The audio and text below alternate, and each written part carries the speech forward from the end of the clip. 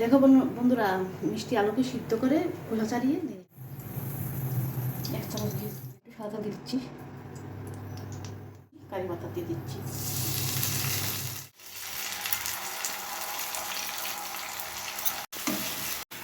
এবার মিষ্টি আলু দিয়ে দিচ্ছি।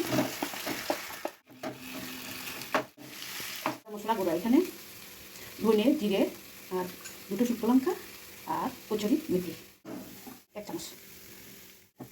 মশলা দিয়ে দিলাম 1 চামচ। পুরটা আমার তৈরি হয়ে গেছে। এখন আমি গ্যাসটা অফ করে দিচ্ছি। এখন একটা থালার মধ্যে দিয়ে দিচ্ছি।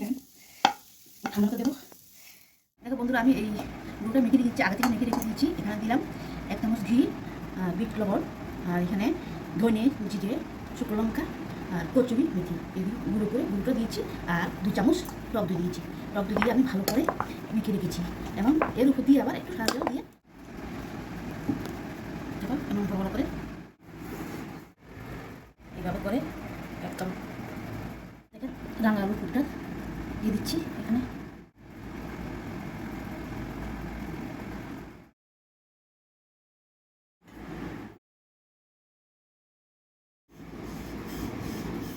একটা বেলে নিলাম। আলুর পরোটা একটা মোটা হবে।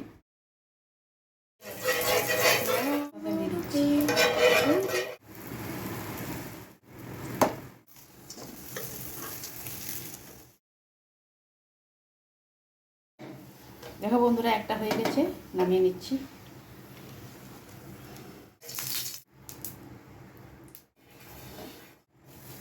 আলুর পরোটা বানিয়ে নিলাম। মানুষ 4 জন, কাজের মধ্যে 4টা পরোটা বানিয়ে নিলাম।